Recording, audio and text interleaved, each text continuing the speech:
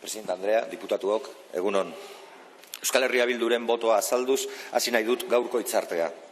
Dekretu honen alde bozkatuko dugu. Gabeziak dituela eta hobetu daitekela uste dugun arren.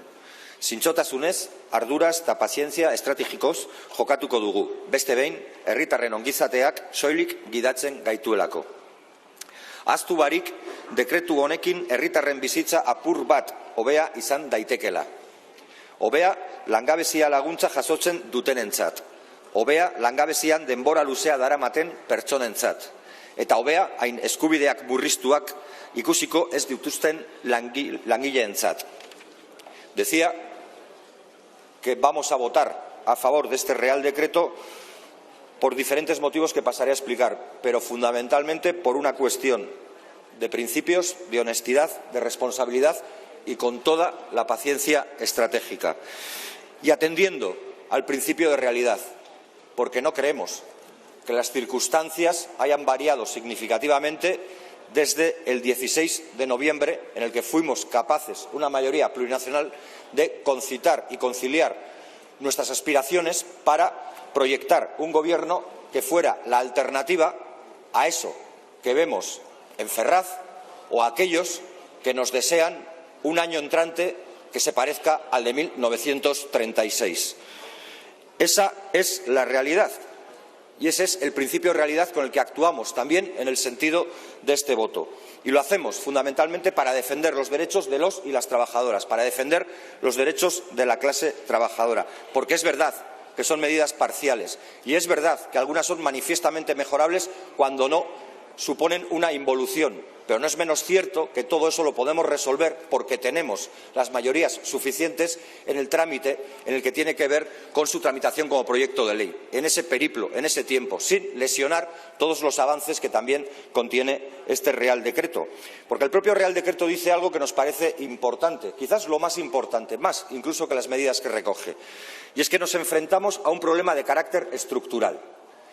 Y el carácter estructural del problema al que nos enfrentamos viene medido por la desigualdad en el Estado español, de la que en muchas ocasiones hemos hecho mención, rozando al 20% de la población. Tiene que ver con la pobreza, que también roza el 20% del nivel de pobreza en los ciudadanos y ciudadanas, y tiene que ver también con los parados de larga duración. Y tiene que ver con el desempleo y la destrucción de puestos de trabajo. Y no puedo sino lamentar que haya fondos buitre, que haya empresas y corporaciones que se benefician de ayudas de fondos europeos para luego cerrar sus plantas de producción en nuestro territorio, ya sea Glavista en Laudio o Mecaner en Urduliz. Pero, como digo, nos enfrentamos a un problema de carácter estructural y baste un dato para afirmar o para certificar esto que estoy señalando. En el Estado español hay 838.400 personas paradas con más de 50 años. Equivalen al 30% del conjunto de parados y de paradas.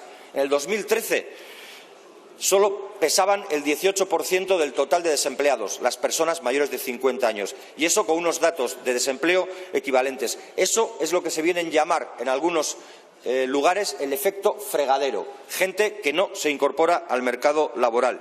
Y, por desgracia, también aquí quienes lideran este triste ranking son mujeres. Por eso creemos que urgen medidas transformadoras para un problema estructural.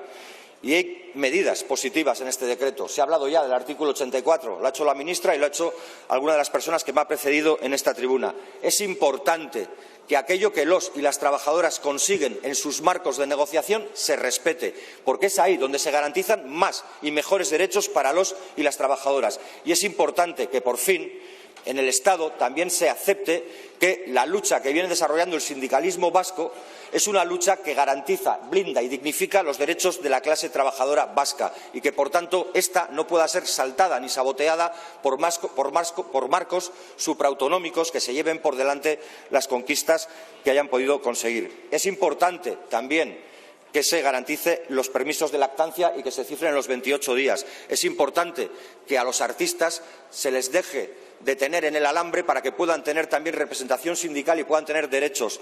Es importante que los trabajadores y trabajadoras tengan derecho a conocer las condiciones de contratación, como supongo que cualquiera de sus señorías querría tener, para que no así sean manejados al antojo de los empresarios. Y es importante que se amplíen los colectivos beneficiarios de los subsidios de desempleo, que hablemos de los trabajadores transfronterizos, que hablemos de los eventuales agrarios o que hablemos de los menores de 45 años sin cargas familiares que hasta ahora no podían beneficiarse y ahora sí lo van a hacer. Y es importante que suba la cuantía de la prestación. Y es importante también que se eliminen trabas y que se suprima ese mes de castigo sin remuneración al que estaban sometidos en la actualidad. Y también, claro que sí, es importante que la gente que percibe ese subsidio tenga derecho a una cotización para una ulterior o posterior jubilación.